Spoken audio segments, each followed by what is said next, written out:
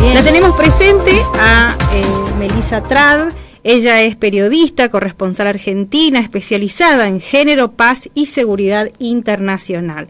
Con 10 años de experiencia, o muchos más, en gestión de ONG, a ella le apasionan las relaciones internacionales, la lucha por los derechos humanos, y por eso ha viajado a prácticamente más de 45 países en todo el mundo. Ella dice que es para recuperar la historia de la gente en los lugares olvidados. Bienvenida, Melissa, un gusto de tenerte con nosotros. Buenos días. Un gusto que me inviten. ¿Cómo están? Muy bien, un placer tenerla, entonces un lujo a esta periodista, obviamente que, bueno, viaja por el mundo, ¿no? Y nos puede contar sobre todo lo que está pasando en Israel, en Gaza y obviamente toda esta situación de guerra que lamentamos mucho y que nos da mucha tristeza al tener conocimiento de los números, ¿no? De víctimas o de muertos allí, ¿no? Claro. Hola, Melissa, Hola, qué lindo. Melissa. Nuestro compañero Claudio, ¿Cómo te va? Patricio. ¿Cómo estás? Bien, bien, ¿cómo están muy, ustedes? Muy bien, bueno, ahí te presentaba mi compañera, te preguntaba Marina, acaba de desarrollar Melissa lo que ha vivido allí en esta guerra, en la Franja de Gaza, entre palestinos o Hamas, como quieran denominarle, y el país de Israel, pero ahí nos va a contar ella en detalles cuál es la historia verdadera. Siempre decimos nosotros que atrás de todo esto hay una historia que data de hace muchos años, pero ¿quién más que vive o ha vivido ese momento? Porque esta mujer que va a hablar ahora y nos va a contar, fue esta mujer que me imagino que corría a los refugios cuando llegaban las bombas, ha vivido momentos muy tensionados, incluso seguramente su vida ha puesto en peligro, y así que nosotros te felicitamos porque es una sanjuanina ella, lo vamos a contar, ¿no? Sos sanjuanina, Melissa. Sí, sí, sí. De pura cepa cuyana, como dicen. Por supuesto. Entonces lo que ha vivido no es un chiste, me imagino, y ahora nos va a empezar a contar. Bueno, hace poco ha vuelto a la Argentina, llegó a Buenos Aires, hoy está en San Juan, pero nosotros queremos de la boca de ella escuchar todo lo que se vivió y cuando comenzó, porque ella está desde el principio, cuando comenzó toda esta historia en la Franja de Gaza. Recién en privado hablábamos y decíamos, bueno, una guerra que lleva muchísimos años, que hay varias culturas ahí en esa Franja de Gaza, pero bueno, contarle a los sanjuaninos, cuando comienza todo esto, lo que viviste vos. Bueno, esto fue, digamos, yo estaba desde Palestina en realidad, yo no estaba en Israel. Cuando sucedió ese 7 de octubre el ataque de Hamas, fue un ataque desde la Franja de Gaza que incursionó en territorio israelí por tierra, agua, aire, y masacraron a la población israelí. A esta altura más o menos sabemos que fueron 1.200 muertos israelíes los que dejó ese ataque de Hamas del 7 de octubre, y al horror le siguió más horror, porque frente a eso Israel decidió bombardear Gaza. Lleva bombardeando Gaza más de un mes. Para que veamos los números, y no es por no hay ningún horror que le compita al horror, ¿no? Y los números parecen justamente algo, no sé, algo un poco cínico de mirar, pero la realidad es que ya hay más de 11.000 muertos, personas palestinas que han sido asesinadas por los bombardeos de Israel en esa zona desde hace más de un mes. Y a esto hay que sumarle, digamos, porque Israel ha estado bombardeando hace más de un mes la Franja de Gaza, pero al mismo tiempo bloqueó el paso de agua, de alimentos, de combustibles, de electricidad. Esto significa que hay mucha gente que también se ha muerto de desnutrición, que se ha muerto de infecciones, de no acceder a agua potable. O sea, la gente en Gaza en este momento está tomando agua salada. En los hospitales ya no pueden usar las incubadoras. De hecho, hay en uno de los hospitales más grandes de Gaza, que es Al-Shifa, que en este momento las tropas israelíes están no solo rodeando el hospital, sino que han ingresado al hospital. A los bebés ya habían tenido que sacarlos de las incubadoras y los estaban poniendo en camas tapaditos en frazadas. Ya se murieron 3 bebés en esas circunstancias. Entonces lo que vemos es que al horror, digamos, del ataque de Hamas hacia el pueblo israelí, Israel decidió responder cometiendo crímenes de guerra, que no es lo mismo que justicia, no es lo mismo que buscar la justicia que se merecen todas esas familias que fueron afectadas por el ataque.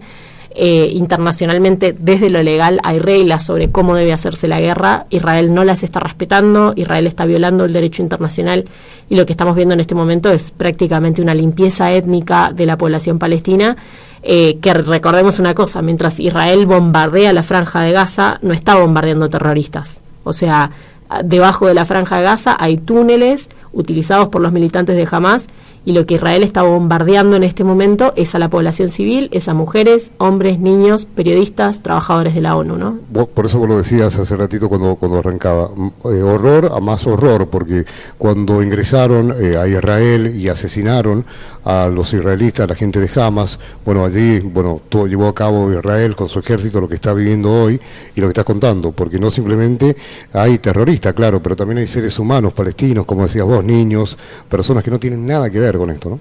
Sí, lo mismo que pasó el 7 de octubre, así como Hamas atacó también a población civil, digamos, que vivía en ese lugar, incluso te diría a personas que hasta creían en la paz, ¿no? Que eso es lo más terrible en estos momentos, incluso los sectores que son los que intentan estrechar de alguna manera los brazos, no estrechar los lazos por la paz, son incluso ellos los que también sufren los ataques. ¿Alguna vez hubo paz en ese...? No, lo que hubo, digamos, fueron momentos de más y menor tensión. Yo creo que no puede haber paz tampoco en un lugar mientras existe una ocupación. ¿Por qué digo esto? Esto no es un conflicto limítrofe entre dos estados, no son dos estados que tienen un problema en la frontera.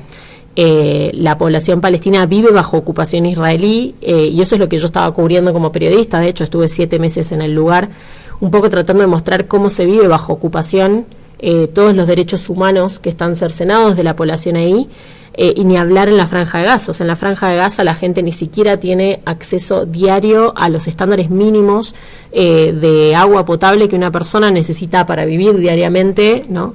Y esto era antes del 7 de octubre. O sea, había una realidad antes del 7 de octubre de la cual nadie habla. Eso no justifica el ataque, por supuesto, digamos. Creo que todos nos hemos horrorizado ante las imágenes de ese 7 de octubre. Pero bueno, claramente sí explica cuál era la situación del lugar y por qué estas cosas siguen pasando mientras no se sienten las dos partes a negociar, ¿no? En una mesa de negociación, valga la redundancia, donde las partes se puedan sentar en pie de igualdad, que es lo que no está pasando. Vos señalaste esa fecha, el 7 de octubre, que es en donde todo el mundo se hizo eco de lo que estaba pasando, que ya venía desde mucho antes y que por ahí está esto de estás a favor de Palestina o estás a favor de Israel. Contanos un poco, Melissa, respecto a cómo fue la cobertura de los medios locales y de los internacionales durante ese conflicto. Y bueno, obviamente ya tiene una historia atrás toda esta situación que no es de ahora. Sí, yo creo que bueno, los medios justamente y lamentablemente en vez de hacer periodismo están tratando de narrar desde un solo lado la historia. Hay que entender que en el mundo, pero en Argentina específicamente, existen algunos lobbies muy fuertes, digamos, en este país, que no permiten que nadie muestre un poco la otra realidad. Me parece a mí que como periodistas lo que hay que hacer es simplemente mostrar todo, y después la gente saca sus conclusiones, ¿no? El problema es que, por ejemplo, vemos a medios nacionales que siguen hablando solamente del 7 de octubre, sin hablar de lo que Israel viene haciendo hace más de un mes. A mí me parece que, al menos a mí como periodista, lo que me pasaba era, cuando ocurrió el 7 de octubre, era narrar lo que sucedió el 7 de octubre. Y cuando, digamos, Israel respondió, hay que narrar eso. Y además de eso, hay que pensar en el contexto. Creo que ese es nuestro trabajo como periodistas, porque además no va a haber sino una solución pacífica a esto. Digamos, si no entendemos cuáles son las causas del conflicto, esto no va a parar. La violencia va a seguir creciendo, nadie ahí va a vivir bajo, digamos, en condiciones mínimas de seguridad, ni el pueblo palestino, ni el pueblo israelí, si no entendemos cuáles son los orígenes del conflicto, por qué pasó lo que pasó, básicamente, ¿no? Ahora, Melissa, vos hablabas también, porque, a ver, en esta franja que divide tanto a Palestina como a Israel, vemos sociedades económicas totalmente diferentes, pero en la franja de Gaza se debe vivir peor todavía, vos decías recién, sin recursos de agua. Me imagino la situación económica, me imagino lo que tiene que ver desnutrición de los jóvenes o de los bebés, ¿no? Sí, hay de todo, es muy fuerte, hay que entender, digamos, a veces es difícil en la radio, pero por ahí invitamos a la audiencia que si les interesa el tema puedan buscar un mapa, porque van a ver que el territorio palestino está dividido en dos. O sea, por un lado tenemos la Franja de Gaza, después está Israel en el medio y después está Cisjordania, que es el otro territorio palestino. La distancia ahí es muy pequeña. Yo estaba en Cisjordania, de hecho, no en la Franja de Gaza. Es muy difícil ir a la Franja de Gaza porque no te dan los permisos para entrar a la Franja de Gaza. Yo estaba en Cisjordania, pero para que se den una idea, yo estaba más o menos a menos de 100 kilómetros de distancia de donde estaban los bombardeos. Las distancias son mucho más chiquitas de las que estamos acostumbrados en la Argentina, o sea, sí, la mitad de la distancia que hay de acá a Mendoza. Claro, exactamente. Imagínense que ahí estuviese ocurriendo una guerra, ¿no? A mitad de camino entre San Juan y Mendoza. Tal cual. Y la situación económica sí es muy tangible, pero de nuevo, son todas estas cuestiones que hacen al sistema de ocupación. Cuando yo les decía que no son dos estados, incluso uno si quiere ir como turista, digamos, vas a pasar primero por las autoridades israelíes. Es Israel quien te va a dar el permiso o no de entrar, y de ahí vos podés ir a Palestina. Claro. Vos no podés entrar a Palestina como si fuera un estado autónomo, digamos, claro, ¿no? Sí, sí. Y entonces la cuestión económica también influye. ¿Por qué? Porque Israel, particularmente la Franja de Gaza, que es la que ha vivido... La Franja de Gaza en este momento vive un desastre humanitario, y la Franja de Gaza antes del 7 de octubre, antes del ataque de Hamás, vivía ya de por sí, vivía una situación muy crítica, porque vivía bajo un bloqueo israelí. O sea, esto significa que Israel decidía, acá hay un dato a tener en cuenta, la Franja de Gaza tiene 40 kilómetros por 10, o sea, es un territorio muy chiquitito. Una lonja. Nada, claro, una lonja donde viven más de 2 millones de personas completamente hacinadas, ¿no? A esa situación, digamos, de por sí, cuando se creó el Estado de Israel, se desplazaron más de 750.000 personas, que fueron, o sea, les robaron sus casas, los obligaron a irse. Mucha de esa gente terminó en la Franja de Gaza. Además de eso, con el tiempo, Israel bloqueó, o sea, construyó una valla directamente alrededor de la Franja de Gaza para que no entre ni salga cualquiera, para también controlar incluso los productos, los servicios que se ofrecen ahí. Había cierto movimiento, sí, había un sistema de permisos donde algunos gazatíes podían salir a Israel, básicamente porque eran mano de obra barata en Israel. Claramente todo eso en este momento está interrumpido. Obviamente después del ataque que sufrió Israel no iban a dejar que siguieran saliendo, pero bueno, han generado una situación de asfixia económica también a esa zona y a Palestina entera desde antes del 7 de octubre, y ahora la crisis es tremenda. Ahora te pregunto esto, le dejo a mis compañeras, yo por mí te preguntaría toda la mañana. Hace rato en privado hablamos con mi compañera que te preguntaba por qué se suscita esta guerra en la Franja de Gaza, y lo hablamos en privado. Es una guerra que data de hace muchos años, viene de la época de Jesucristo, porque esta es la realidad, pero claro, al paso del tiempo también han venido creciendo intereses económicos, otras cosas más, pero también tiene que ver con las religiones, ¿no? Porque vos, la pregunta que te decía Marina, en privado, vos dabas a conocer lo que se encuentra ahí en esta franja, ¿no? Que hay 3 religiones en sí, ¿no? Sí, yo creo que esto es una disputa territorial, eso está claro. Hay muchos pueblos que tienen conexión con esa tierra, más que con la Franja de Gaza, en realidad es con Jerusalén, porque en Jerusalén es donde están algunos de los sitios religiosos más relevantes para las 3 religiones monoteístas, o sea, para el judaísmo, para el cristianismo, para el islam. Las 3 tienen sitios muy sagrados y muy relevantes en Jerusalén, entonces Jerusalén siempre ha sido un territorio de disputa. Pero bueno, hay que entender, me parece que hay que diferenciar 2 cosas. Una cosa es la conexión milenaria con esa tierra, ¿no?, de parte de la población judía y de otras comunidades también, pero me parece que eso existe y hay que respetarlo, pero el mundo no está distribuido hoy de acuerdo a las conexiones milenarias que tenemos con las tierras, ¿no? No necesariamente. Lo que sí podemos entender es que desde que esto estaba bajo el Imperio Otomano, digamos, ahí en realidad lo que había era una población árabe.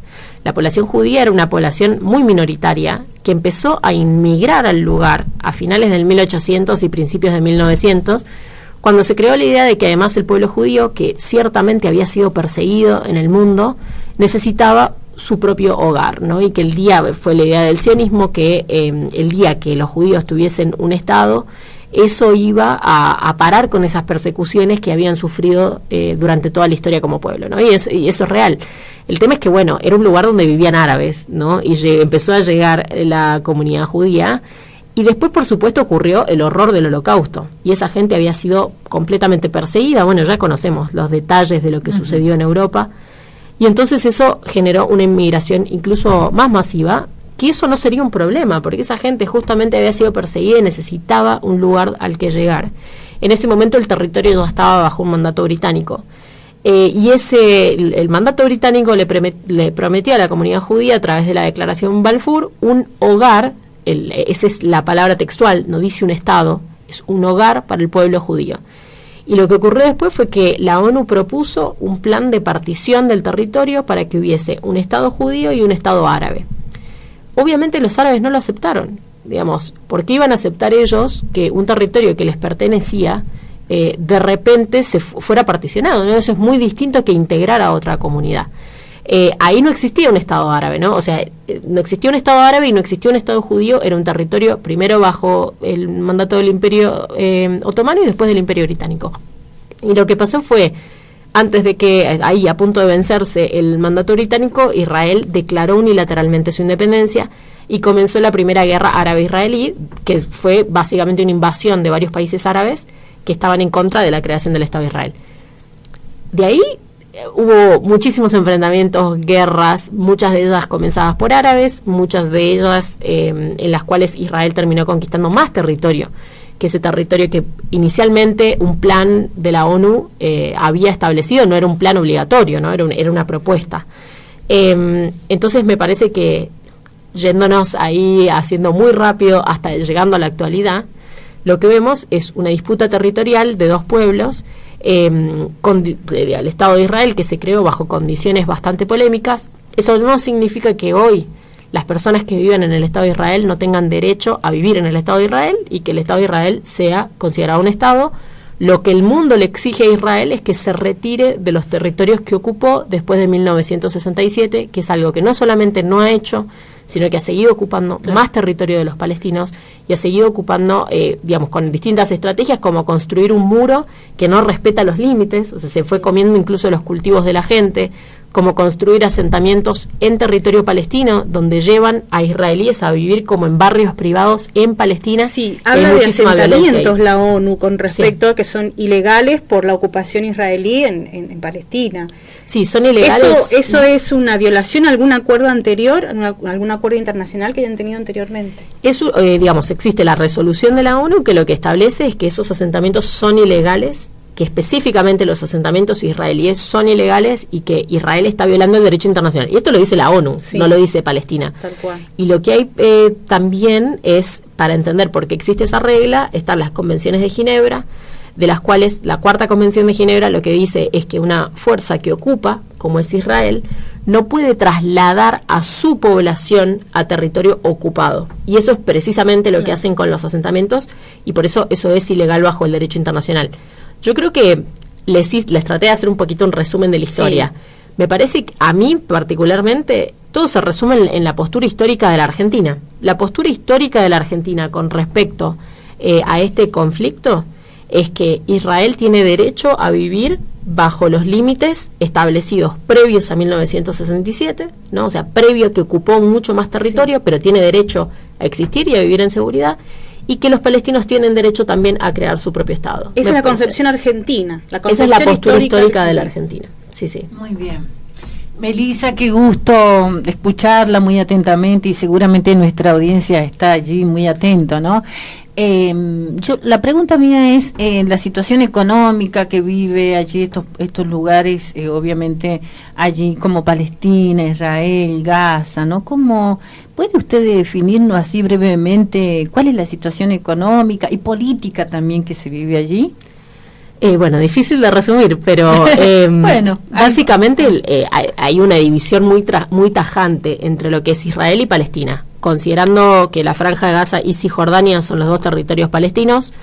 Israel es uno de los países más, digamos, a los que mejor les va en términos económicos. Es un país que, por un lado, siempre ha sabido crear, incluso cuando no existía el Estado de Israel, y cuando había simplemente una pequeña parte de la población, que era parte de la comunidad judía, en ese territorio, siempre ellos fueron muy eficientes en crear cuestiones, les podría dar 1000 ejemplos, pero por ejemplo, no sé, creando un sistema de riego específico que usaba el agua de manera más eficiente en un lugar tan desértico, ¿no? Algo sí, que nos suena aquí en San Juan. La crisis hídrica. Exacto. Bueno, ese tipo de cosas, digamos, la comunidad judía y quienes después fueron parte del Estado de Israel, que de nuevo no es lo mismo hablar de la población judía que del Estado de Israel, porque si no también parece que cuando uno critica al Estado de Israel está criticando a la comunidad judía, claro, no tiene nada que ver. En algún momento dijiste, porque se planteaba respecto de poder sentarse a la mesa a negociar un tratado de paz entre estos dos pueblos. Bueno, pero vos decías, tenemos por un lado un Estado poderoso y por otro lado tenemos una población. Si lo sentamos a la mesa, por más igualdad que haya dentro al estar sentado en la mesa, no hay igualdad de condiciones, decías vos, respecto a llegar a un acuerdo de paz. ¿Será posible, más allá de las diferencias? Y lo que necesitas es una mediación justa en esos casos. Digamos, no son poblaciones, obviamente, como vos decías, uno es un Estado, el otro es un pueblo que tiene derecho a la autodeterminación de su pueblo, porque además son quienes vivían en el territorio. A mí lo que me parece ahí es justamente es el problema que ha habido hasta ahora y por el cual nunca ha habido un tratado de paz que se sostenga, es que justamente ambos pueblos no se sientan en pie de igualdad, y el problema es que quien está mediando, digamos, es Estados Unidos, por ejemplo, uno de los históricos mediadores entre ambos pueblos, y Estados Unidos es el principal aliado de Israel, o sea, por año le entrega a Israel billones de dólares en términos de ayuda militar que van a sostener la ocupación del pueblo palestino. También es cierto, digamos, uno diría entonces que irónico, ¿cómo puede esa parte ser neutral? Al mismo tiempo, lo que se dice desde digamos, los analistas internacionales es que Estados Unidos sea probablemente el único con la capacidad de presionar a Israel para aceptar ciertos acuerdos. Lo que estamos viendo en este momento es un claro ejemplo de la historia de este conflicto. O sea, Israel está bombardeando impunemente hace más de un mes a una población civil que no tiene nada, que está siendo asfixiada y que está siendo bombardeada en una jaula porque no pueden salir, ¿no? O sea, se mueven en ese territorio y sin embargo no vemos que internacionalmente el mundo haya podido ponerle un freno a esto para decir ya hasta dónde, digamos. Hubo un ataque que violentó, por supuesto, horriblemente a la población israelí, murieron 1.200 personas, esas familias merecen justicia. Yo creo que estamos todos de acuerdo en eso, ¿no? Todos nos horrorizamos con esas imágenes.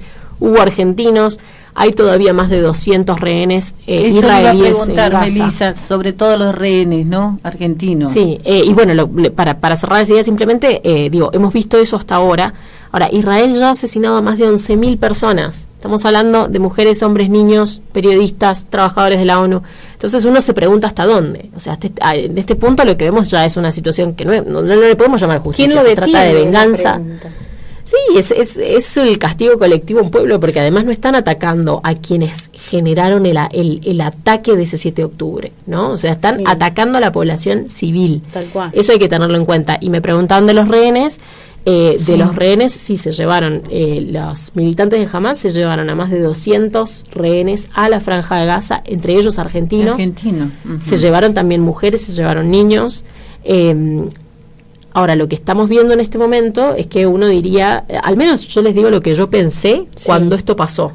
¿Y vos estabas allá? Yo estaba allá, sí. Yo lo que pensé en ese momento fue decir, bueno, Israel tiene mucho interés, obviamente, en traer a sus ciudadanos de manera segura a casa. ¿Y por qué lo digo? Porque Israel en el pasado ha demostrado justamente cómo valoran la vida de su pueblo, a punto tal que ha habido momentos de la historia en que se ha intercambiado un rehén israelí por 1.000 rehenes palestinos. Imagínense, es un lugar de la tierra donde realmente las vidas parecen no valer lo mismo. Entonces yo, bajo ese concepto, cuando pasó lo del 7 de octubre, yo me imaginé que Israel iba a hacer todo lo que pudiese para traer a esos ciudadanos israelíes de vuelta a casa y después, obviamente, responder brutalmente como ha venido haciendo hace más de un mes.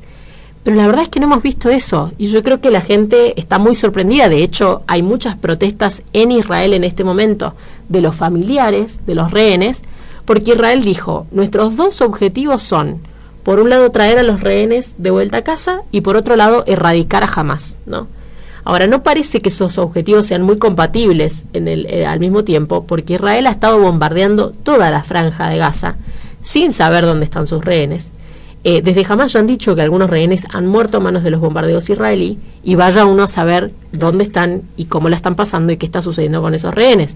Pero Israel, al bombardear a todo a todo Gaza, ha estado poniendo en riesgo a su propia población, y las familias de hecho siguen protestando, claro, incluso enfrente de la casa de Netanyahu, el primer ministro israelí, justamente para que se enfoque en traer a su gente de manera segura a Israel, ¿no? Melissa, con respecto al detonante del conflicto, sabemos que ya viene desde hace mucho, pero ¿qué fue lo que pasó el 7 de octubre para detonar esto, para que suceda lo que pasó, lo que hizo Israel, lo que hizo Hamas, y que, sabiendo más allá de que el conflicto venía desde hace de larga data, ¿cuál fue? ¿La religión, lo económico, lo territorial? Es un combo de todo. De hecho, no es que pasó algo el día anterior o unos días antes, y lo sabemos también porque la magnitud del ataque de Hamas fue un ataque que claramente requirió de mucha preparación previa. No sabemos cuánto tiempo estuvieron preparando ese ataque, pero claramente por la magnitud que tuvo y la forma en la que fue hecha, digamos, explotaron las vallas, todo para pasar. Hay muchísima seguridad israelí, no es un lugar, digamos, que justamente se descuide. Podés cruzar y listo. No, por supuesto que no. Hay controles militares, hay una valla. Israel además tiene sistemas, tecnología militar de defensa súper importante, ¿no?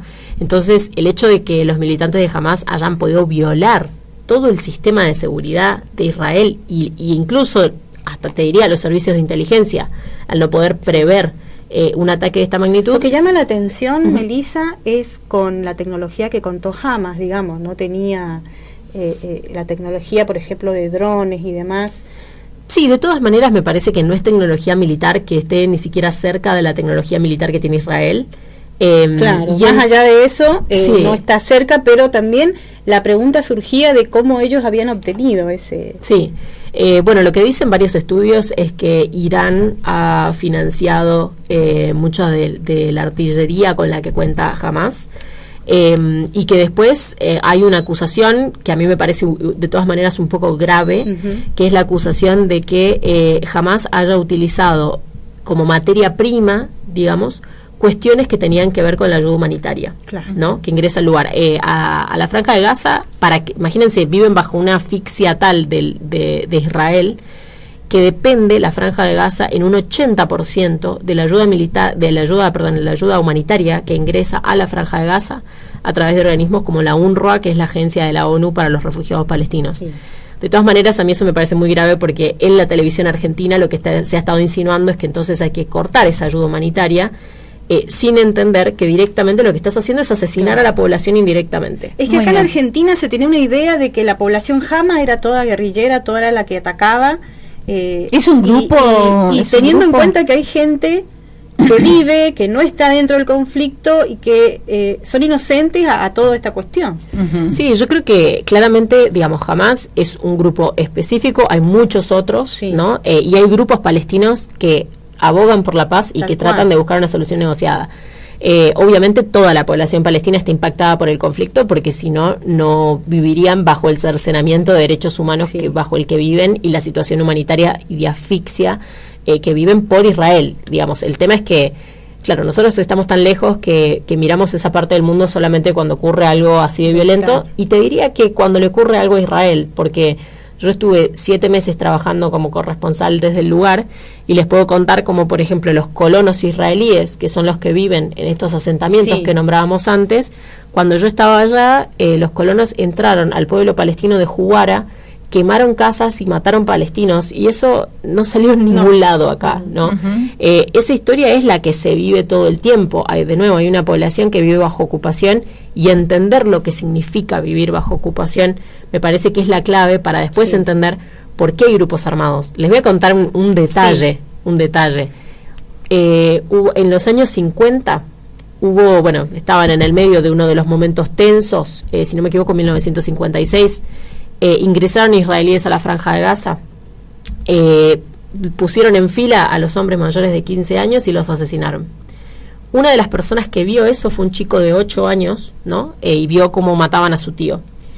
Ese chico de 8 años después fue una de las personas que cofundó Hamas, la organización que ahora hizo este ataque. ¿Es una organización terrorista? Mira, depende de cómo, eso me parece que es una cuestión muy subjetiva. Sí, yo creo que el ataque que cometieron el 7 de octubre fue un ataque terrorista. es una agrupación que utiliza la violencia como medio para llegar a sus fines. En Palestina hay quienes no están de acuerdo porque entienden que la violencia no es el camino, y están quienes entienden que Hamás es un grupo de liberación o de resistencia que es legítimo frente a una ocupación a la que, digamos, ya se han probado métodos pacíficos para terminar con la ocupación y no han podido. Ahora, eso es, me parece, sinceramente, algo que ellos tienen que determinar. Me parece que nosotros, estando lejos, lo que podemos hacer es contarles lo que pasa y aclarar que sí, por supuesto, el ataque del 7 de octubre fue un ataque terrorista. Es que eso jamás, agrupación terrorista, lo hemos escuchado mucho, lo hemos visto acá en los zócalos de la televisión, por allí queda eso. Pero con la anécdota que vos contás, es como que la fundación de Hamás se debió a la violencia impartida por el Estado de Israel. Sí, por supuesto, digamos, Hamás se creó como organización muchos años después de que empezara la ocupación israelí, muchísimos años después, de hecho, si no me equivoco, fueron los años 80, y nosotros estamos hablando de que se creó el Estado de Israel en 1948 y que la comunidad internacional reconoce el Estado, pero todo lo que hizo después, o sea, los territorios que ocupó después de 1967 son territorios ilegalmente ocupados, ¿no? Muy bien. Entonces vemos que, claro, Hamás nació a partir de eso. Eso, digamos, me parece que nosotros desde acá no tenemos por qué ni justificar lo que hace Hamás, ni justificar la violencia como método para enfrentar la ocupación. Me parece que eso es una discusión interna de ellos. Nosotros sí podemos decir que lo que fue el 7 de octubre fue un ataque terrorista, como también podemos decir que lo que viene haciendo Israel después de eso es una política de terror, es una política de un Estado que implementa el terrorismo de Estado. Y vivimos en la Argentina, si hay alguien que conoce lo que significa el terrorismo de Estado, somos justamente tal cual, y es importantísimo para entender lo actual, conocer lo anterior, ¿sí? Lo histórico a esta rivalidad, o bueno, a esta guerra que lamentablemente nos agobia a todos, más allá de la distancia. Lo que pasa que por esta cuestión de la distancia, y depende de la función de los medios de comunicación, que debería ser hacer honor a la verdad y no a los intereses, por allí tenemos una parte del cuento, y nos encanta que vos estés acá porque has estado ahí, has vivido y has estado en el momento más crítico, cuando todo el mundo conoció esto, pero como vos decís, vienen actos terroristas de ambos lugares desde hace ya mucho tiempo. Sí, yo quería cerrar porque me tengo que retirar, Melissa, mi horario es a las 12:30, voy a dejar a mis compañeros si quieren seguir con las preguntas. Pero muy interesante lo que nos comenta esta nota, es muy interesante, está grabándose, ¿no? Se está grabando, por supuesto, para volverla a escuchar, es muy importante, y más que nada que vos has estado allí como periodista y has vivido estas situaciones de conflicto, ¿no? Allí de guerra, ¿no? Hablar de violencia, de muertes, de rehenes, es muy triste, ¿no? Más en el mundo que vivimos hoy, todos. Pero vos que has estado allí en esos lugares tan conflictivos, te pregunto esto para cerrar de mi parte, ¿no? ¿Cuál es la óptica o cómo se observa Argentina, en nuestro país, desde allí, desde el extranjero? No digo desde el foco de la guerra, pero cómo se ve, ¿no? Fuera de nuestro país o en el mundo, cómo se ve en Argentina y sobre todo en aquellos países donde la guerra está presente. Yo creo que estamos muy lejos, entonces no estamos en el mapa de nadie a menos que hablemos de fútbol. Sí, es lo primero que me parece que es digamos, Maradona, Messi y el Papa, vendría a ser, y si es que Gardel entran un poco en el combo de lo que la gente afuera entiende por Argentina, pero sí la gente, sobre todo en el mundo árabe, la gente se emociona mucho por la cuestión del fútbol. Realmente son fanáticos de Messi. Depende con quién te toca, porque está dividido el mundo árabe entre los fans de Messi y los fans de Cristiano Ronaldo. De hecho, yo estuve cubriendo el Mundial de Qatar y me pasó que me decían todo el tiempo la gente de afuera que esperaban una final de Argentina-Portugal para enfrentar a Messi y a Ronaldo, y yo les decía, a nosotros no nos importa, o sea, para nosotros la final clásica es una Argentina-Brasil, claro, no o de último campeón del mundo, claro, o cómo salieron las cosas, ¿no? Pero hablando de cuando empezó el Mundial, ¿no? De cómo uno se imaginaba el futuro, o en todo caso una Argentina-Inglaterra como para repetir historias, y la cuestión Malvinas, ¿no? Pero bueno, no, me parece que en el mundo la Argentina se ve un poco desde ahí, creo que estamos muy lejos, Sí. entonces la gente no entiende mucho la realidad. Y aquí quiero llegar con esto porque vos como sanjuanina, argentina, y que viajás por el mundo y bueno, vas en estos temas internacionales, ¿no? Digo, tu profesión que te lo permite, digo, ¿te quedarías en la Argentina? ¿Te quedarías aquí en la Argentina sabiendo ya, porque estás obviamente informada de todo lo que sucede económicamente, ¿no? Y también del ámbito político?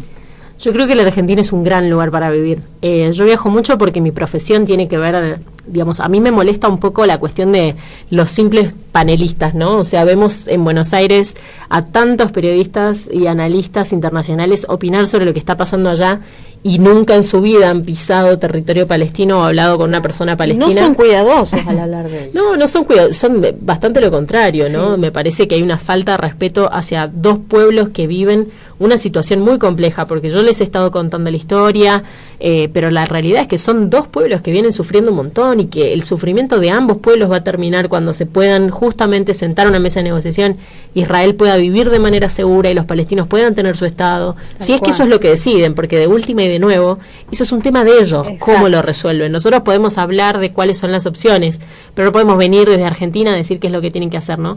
Entonces, a mí me parece que, yo trabajo como corresponsal porque me importa traer las voces, sobre todo, digo, en Argentina y en Latinoamérica tenemos muy pocas voces en español que hablen del tema. Entonces, a mí me interesa eso. Ahora, para mí la Argentina es un gran país para vivir. Tenemos nuestros problemas y la situación económica siempre es agobiante.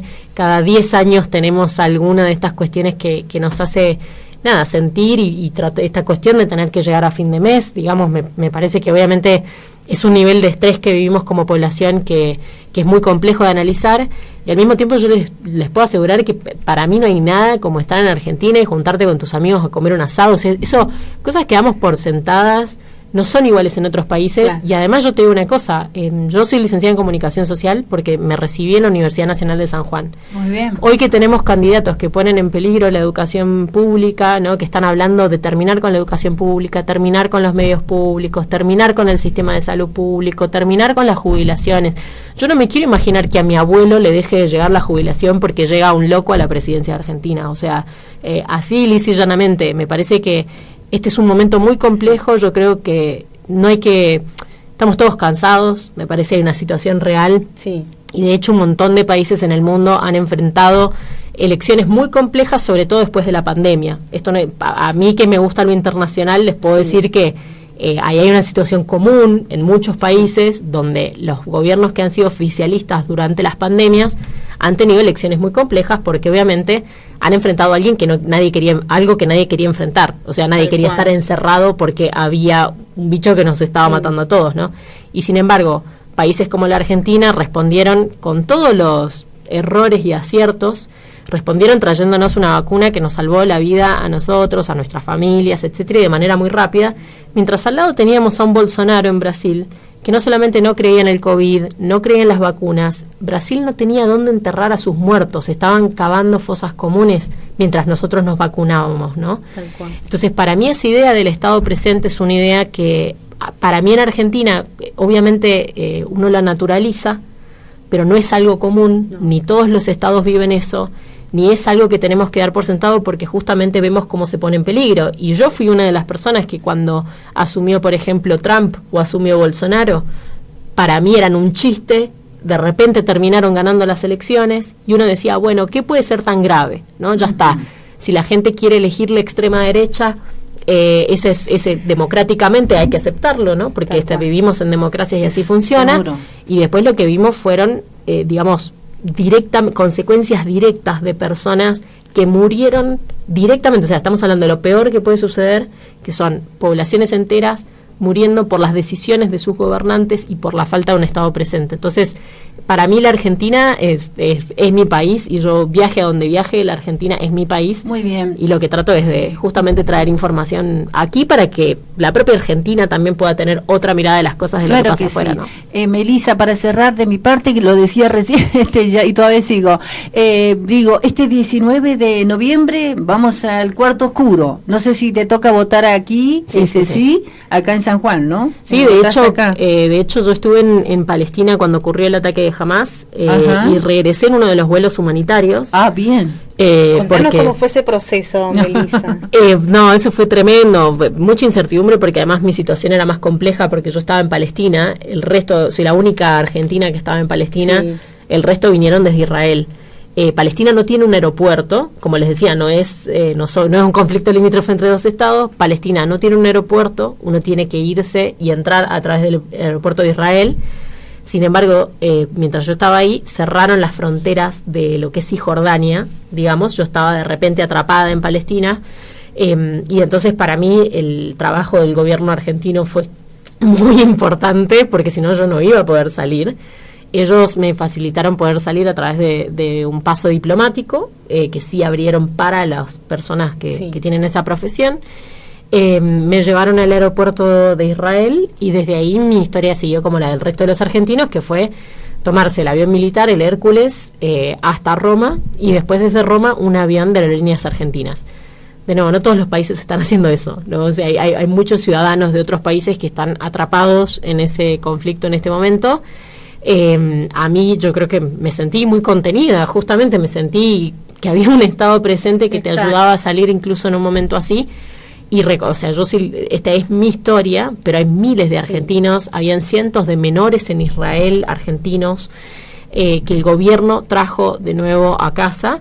Y bueno, yo llegué a Buenos Aires, estuve un tiempito ahí andando por distintos medios para seguir trabajando un poco como corresponsal y contar lo que estaba pasando. También, y después volví a votar a San Juan. Estuviste en muchos medios, por ahí hubieron algunas cuestiones que quizás no la pasaste bien acá en San Juan, en el programa de música y comentarios a la hora del té repudiamos la conducta de ciertos periodistas y hablamos vos recién dijiste, eras la única argentina sanjuanina en la región de Palestina.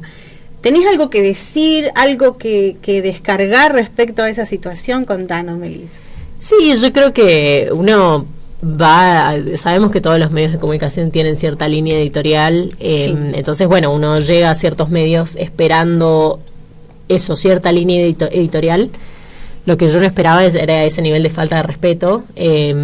Me parece a mí que, además, nosotros como sanjuaninos y sanjuaninas sabemos muy bien quienes hacemos periodismo desde San Juan, que en Buenos Aires nos llaman cuando nos necesitan, cuando ocurre algo en San Juan y tenemos que salir a trabajar gratis para los medios en Buenos Aires, ¿no? Enfrentando un montón. A mí me ha pasado más de una vez de haber investigado un tema de manera extra para poder reportar para un medio en Buenos Aires y quedarme colgada porque me dijeron, se nos acabó el tiempo, ¿no? Me parece que esa es una experiencia de muchos periodistas. Falta de respeto al trabajo que uno hace interno antes de salir al aire o de los medios radiales, la verdad que sí. Totalmente. De hecho, hay colegas en San Juan que ya directamente no trabajan, no hacen esas cosas para medios de Buenos Aires cuando los llaman. Entonces ya, uno ya viene con esa experiencia y la verdad que para mí sentarme en muchos paneles en Buenos Aires, yo sentí que primero no se me estaba tratando como una colega, ¿no? Que me parece que es el respeto mínimo que nos merecemos cualquiera de los periodistas que va a un programa periodístico. Y además sentí que directamente tampoco se me respetó como persona, porque no solamente no se me dejó hablar, que también digo, bueno, ¿para qué me invitan si no me van a dejar hablar? Pero además me pasó algo más, que fue en situaciones específicamente como la que tuve en La Nación Más. Yo había tenido otras situaciones violentas en otros canales, pero no a ese nivel de violencia. No solamente se me negaba en la cara, una cosa es tener distintas opiniones sobre lo que está pasando, y otra cosa es decirme a mí que yo estoy desinformando por contar lo que yo he visto. O sea, no hay periodistas argentinos yendo a Palestina. Yo lo siento mucho si no les gusta la realidad que Israel ha creado en Palestina, pero es una realidad que existe, ¿no? Y que me parece que como periodistas justamente no podemos hacer oídos sordos, ¿no?, a lo que vemos. Yo lo puedo contar y de ahí saquen sus opiniones. Fue lo que hice en canales como ese, y no solamente se me trató de persona que estaba desinformando, se me trató de homofóbica, se me trató de persona que apoyaba una dictadura. Y yo decía, pero yo en San Juan hace 10 años salía a las calles por el matrimonio igualitario, cuando en Buenos Aires era mucho más fácil salir a las calles por esto, ¿no? Entonces se me faltó el respeto sin conocerme, y aún así, que para mí eso es lo más grave, porque cuando atacás a una persona personalmente es porque obviamente no te dan los argumentos para discutir sobre el tema. Exacto. Si tenés que atacar personalmente, sino que además lo que me pasó fue que digamos, yo, no solamente el periodista Luis Novarecio se paró, yo ni siquiera entendí por qué se paró, porque lo estaba mirando a través de una pantalla, sino que me pareció una falta de respeto que me saquen del aire. Perfecto, vos son dueños quienes son dueños de esos medios, si no quieren que se hable de estos temas, listo, así funciona el mundo periodístico, pero el problema es que me sacaron a mí del aire y después me siguieron atacando personalmente, pues si se hubieran quedado hablando del tema es una cosa, pero me siguieron atacando personalmente sin darme un derecho a réplica. Eso a mí me parece una falta de ética periodística tremenda, pero bueno, nada, me parece que, creo que el mundo lo vio, porque de hecho después Luis Novarecio se volvió trending topic en Twitter, o sea, y he recibido mucha solidaridad de muchísimos periodistas diciéndome lo que te hicieron es una falta de respeto. Muy bien, sí, me quedo con eso. Muy bien, un Melissa. gusto, ¿no, Daniela? Esta nota, lo vuelvo a reiterar, yo me retiro, ya cerrando la mañana de todos, quedan mis compañeros, seguramente ya se vienen las noticias, pero un gusto, Melissa, recibirla aquí en los estudios de la radio Presidente Arturo Illia, en la mañana de todo este programa. La despedimos también a Melissa, porque vamos a respetar también su tiempo y agradecerle lo que ha dispuesto para nosotros. Muchísimas gracias, mucho gusto y gracias por toda la información que ha vivido usted allí, Melissa. No, muchas gracias por la invitación para poder hablar de este tema, porque nada, las cosas ahí siguen, ¿no?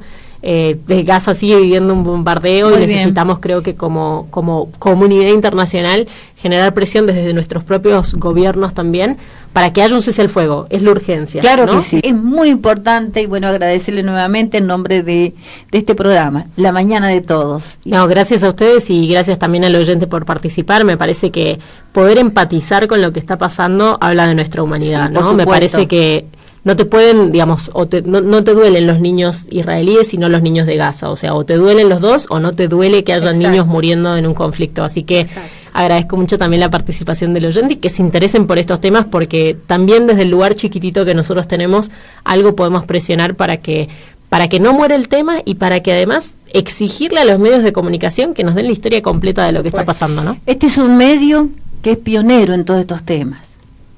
Nos interesamos, el amor al prójimo, eso es algo que nosotros llevamos y todos los días hacemos hincapié en estos temas, al amor al prójimo, y que Dios nos bendiga para continuar con ese amor. Gracias, Melissa.